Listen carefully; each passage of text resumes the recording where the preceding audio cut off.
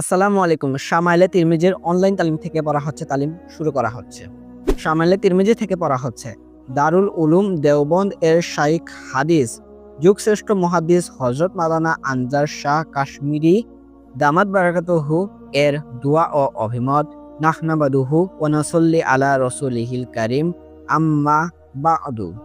গোটা দুনিয়ায় এমন কোনো ধর্ম, গোত্র, ফেরকা কিংবা গোষ্ঠী কি আছে যারা তাদের মহান সংস্কার সতী ঠাকুর অথবা নবী রাসূলদের প্রতিটি কথা, কাজ, পথ ও পদ্ধতির পূর্ণাঙ্গ সংরক্ষণ করেছে?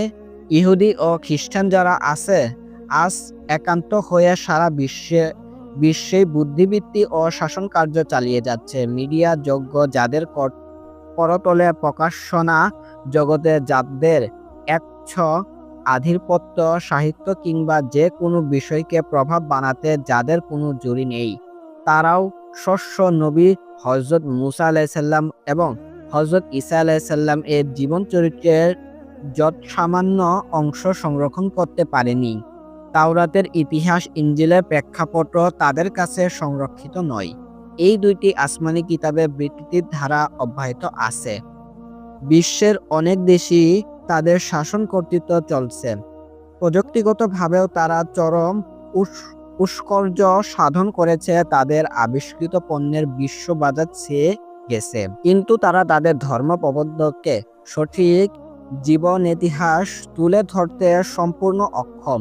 একটি জাতির জীবনের বিলম্বাত্ম পরিবর্তন সাধিত হয়, গোলামীর শৃঙ্খল ভেঙে মুক্তি, স্বাধীন জীবন লাভ করত। কিন্তু সে বিপ্লবের নায়ক, নিজের সম্ভাব্য বিলিয়ে দিয়ে যিনি জাতির নতুন জন্ম দিলেন, সে জাতি, তাদের জনক, ওই বীর মহাপুরুষের জীবন সম্পর্কে বেলানুম ভুলে আছে। বিস্মৃতি ও অকৃতজ্ঞতার কত ভয়ানক ইতিহাসই না এটি। কিন্তু কত বিস্ময় ও গৌরবের বিষয় বলুন তো। মুহাম্মদ সাল্লাল্লাহু আলাইহি সাল্লাম, তার উপর আমার পিতামাতা কুরবান হক, এই হায়াতে তাইয়্যিবা কোনো দিকটি আছে যা অজ্ঞাত? এমন কোন স্তর আছে যা অন্ধকারে আচ্ছাদিত? তার জীবনের কোন ধাপ এমন আছে যা আজ অজানা? তার প্রতিটি কথা, প্রতিটি নির্দেশন, কর্মকাণ্ডের প্রতিটি ঝলক পূর্ণ সংরক্ষিত আছে।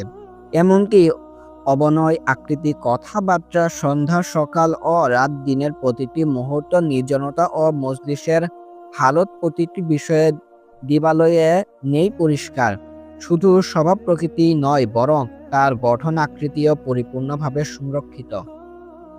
মুহাদ্দিসে আকরাম রাসূল সাল্লাল্লাহু আলাইহি সাল্লামের আহকাম সম্পর্কিত ইরশাদ সমূহ জমা করার পাশাপাশি তার জীবনের চরিত্রও যথাযথ হেফাজত করেছেন। এই সমষ্টিকে শামাইলে বলা হয়।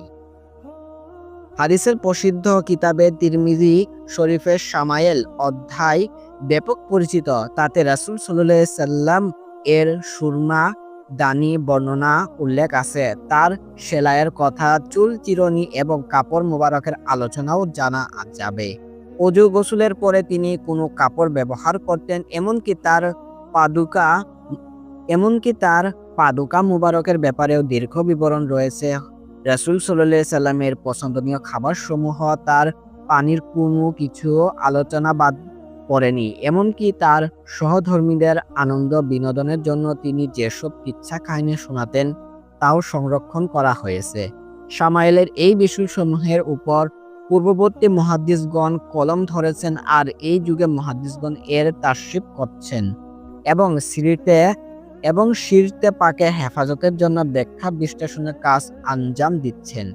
জনাব মাওলানা মুহাম্মদ ইসলাম কাসেমি সাহেব দারুল উলুম দেওবন্দের হাদিসের উস্তাদ, আরবি ও উর্দু সাহিত্য লেখক ও সংকলন বিচক্ষণ ও ধীরসম্পন্ন আলেমে দ্বীনি। তিনি দারুল উলুমের শামাইলে তিরমিজি এর দরস দেন।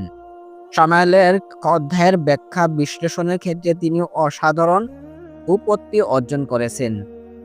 শব্দের বিশ্লেষণ, হাদিসের সূক্ষ্ম বিষয় উদ্ঘাটন এবং সাহিত্য ঝলক সৃষ্টিতে তিনি এত সফল হয়েছেন যে তার সম্পর্কে অভিমত দাতাকে রীতিমতো বিস্ময়ের বিহ্বল হতে হয়।